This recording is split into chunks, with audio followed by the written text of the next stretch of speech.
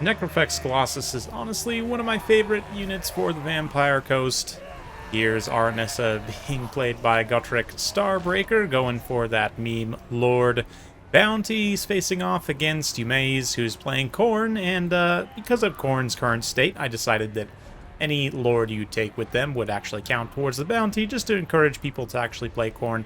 But anyway, yes, Arness is here, backed up by the Gallows Giant, specifically the Flamethrower Regiment of Renowned Necrofex. Now, I don't have this for a certainty, but I'm a big feel guy, right? I go based on how things feel to play a lot of the time, and then kind of look at stats as a secondary sort of informer of that.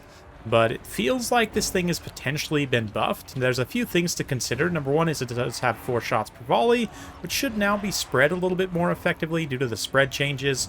Not to mention, I think it has a little bit better of an arc of fire. It's hard to say. I always had a decent arc of fire for a flamethrower type unit because it's obviously a giant, tall single entity, so it can fire up and over things no problem. But Arnessa here, backed up by a fleet captain of deeps. Very cool stuff. We've got some animated Hulks here, Lamprey's Revenge, and Pistol, and some handgun mobs as well. The handgun mobs, of course, sporting that new icon. Yeah, pole arms, more animated Hulks. For Khorne, looks like Fury is going to be spread around. We've got some Marauders here, and Forsaken out on the flanks. Got some Minotaurs here through the center. And yeah, more Forsaken out on the flanks, so fairly straightforward build, but let's see. Yeah, so far, the spread actually didn't spread that effectively across that infantry unit. The handgun mobs, though, definitely doing some nice damage as they fire in. Black Spot, of course, being bayonets or anti-large. That's not going to help them at all against the Furies, though, who descend and start to wreck those guns. Meanwhile, Arnessa dropping some nets here on the Minotaurs so that her Lamprey's Revenge can countercharge. While the Khorne Marauders get in here. Nice Fog of the Damned is going to hit all of these Khorne units, reducing their melee attack significantly, which will definitely help these Vampire Coast units hold out. The Necrofex having a little bit of a tough time. Yeah, it does can't totally fire up and over those Minotaurs, of course, so maybe the Arc of Fire didn't get 100% fixed, but let's see. Maybe it can.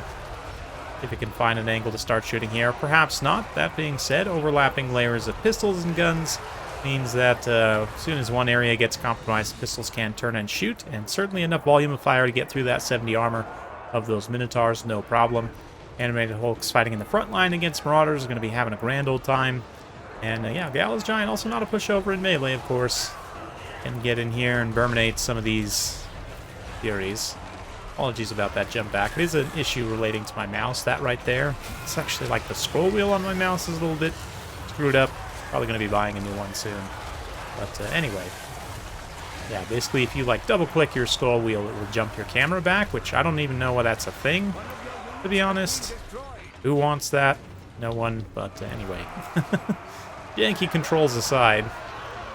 Arnessa just standing firm to the Gallows Giant, kind of daring whatever anti-large threats or armor-piercing threats to try and come at them. Minotaurs are anti-infantry Minotaurs, though, so they're going to be staying out.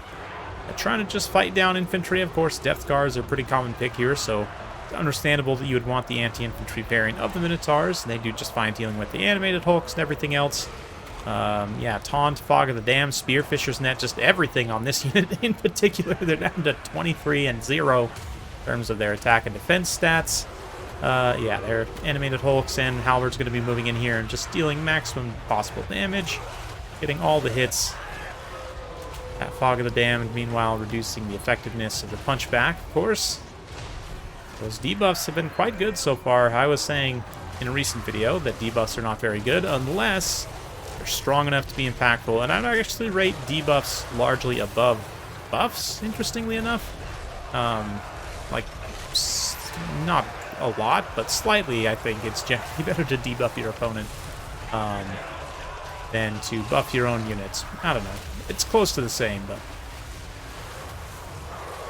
mainly, like, when you debuff an enemy unit, you can sort of surround them, attack them from multiple sources, right? So multiple of your own units can benefit even from a single target debuff, whereas, like, I guess if you buff a single target of your own unit, that could definitely benefit, right? if it's fighting multiple targets, but you shouldn't be fighting multiple targets, and instead you should be the one that's, you know, directing multiples to fight a single target, right? Which, again, means debuffs are generally more useful in that way. AoE debuffs, yes, and AoE buffs sort of circumnavigate that conversation in general, but still, I don't know.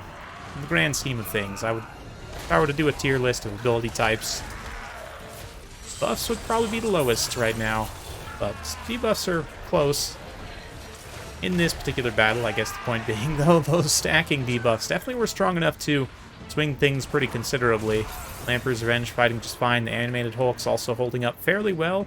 Gallows Giant hasn't had to get involved in melee too much, and in terms of value, probably hasn't done a ton, to be honest. Yeah, it's over 1,000 damage value, so pretty good stuff. Not to mention, of course, the leadership damage has been coming into play here, no doubt, against some of these units, as it's able to. Especially, like, if it were to hit the Furies here, this one that's kind of low could potentially just straight up demonic instability them. Which, of course, that value won't be tracked, but tactically super useful. Oh, yeah. Roasting some Minotaurs. Roast beef for dinner. Guess, do zombies get hungry? I would assume so. In most sort of lore systems, zombies eat flesh, right? So it would make sense. Do they like barbecued Chaos Cow, though, is the question. Have to ask them. But Lamprey's Revenge holding out. They are quite surrounded at this point, and crumbling is starting to take hold on a lot of units. Yumai's actually taking a slight lead here as Valkia hunts Arnessa. It's an interesting comparison, these two sort of anti-large duelist lady lords.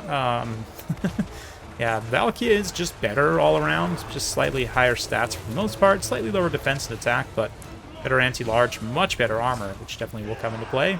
And doesn't have a net, so her abilities are arguably not as competitive, but Spear Slopnir is very good for an AoE damage ability, considering Khorne lacks them for the most part.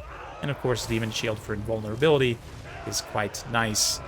But yeah, Arnessa having a net is good, although she is immortal on an undead roster, which is just extremely awkward and means she doesn't really synergize great with a lot of other things other than netting things for them to be shot or charged, which, to be honest, could be true of a net on just about any faction. But comes down to the absolute wire here with Arnessa and the Gallows Giant versus Valkia all by herself. That being said, Valkia all by herself with that Demon Shield obviously won't be taking any damage. She's kind of chasing Arnessa around while that Demon Shield is active.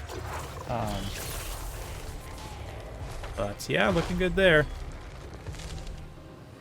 Gallows Giant, the 2v1 should be enough. I don't know, Gallows Giant sometimes has a little bit of an awkward time hitting like small single entities that are directly underneath it, but looks like it's having no troubles here with Valkia. Let's get some good hits there. More than doubles its value from, well, not quite last time we checked in, but still, over 2,000 damage value is quite good. And Arnessa herself, yeah, 2,000, oh, no, that's Gallows Giant. Arnessa, come on, get your unit card over here. Only 800 value, yeah, really not amazing. Her sweeping attack animations used to be very strong, and they would actually hit everything that it visually looks like she's hitting. Now, not quite as good, but still, maybe decent, I don't know. When it comes to Vampire Coast Lords, really all of them have something to offer.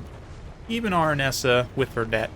It's not, again, besides the net, there's really no synergy there. She's a little bit awkward to use in practice, but she does exist. Fast forward through the same game here as Yumai tries to take the victory point. Throw that last spear Slopnir, but of course Gallows Giant can't just shoot back. Valkia just gets absolutely gooned, and that will be the end. So, yeah. Victory for Gotrek. In that particular battle, they did fight a best of 3, which I might show the rest of the series in a later video. But that's it for today for this battle. Yeah, Valkia ends up 2,600 damage value, does a pretty good amount of carrying for Khorne. Just really, I guess, didn't expect the amount of large units for Vampire Coast, which is what ended up causing so many problems here. Like, even just switching out one of these sort of anti-infantry. You could switch out the Forsaken for Halberds, potentially, if you found a little bit more funds. Maybe cut, like, one Marauder to do so. Or switch the Minotaurs out for anti-large, of course. I don't know. I'd honestly maybe say the Halberd infantry is probably a better call. have some decent armor as well, and yeah, I mean, they're not the best, but they did get a recent cost reduction, so that would give you a little smaller anti-large component in this build, because, yeah, the animated Hulks were very cost-effective for the most part. I guess only one of them, really, but... Sorry, my cat was trying to knock some things over there. Had to go to the rescue. But anyway, where was I? Yeah, Gallows Giant gets good amount of value. Lamprey's Revenge. Those two are kind of the main ones that carry. And then the two characters here don't do quite as much for. Well, I don't know. Hard to quantify the value of the debuffs. Fogs of the Damned were definitely nice and helped, certainly. But yeah, interesting battle overall. Hopefully you guys enjoyed that. If you do like this sort of content, be sure to like, subscribe, hit that bell notification. Every time I upload a new video, you'll be notified. Thanks again. We'll see you next time.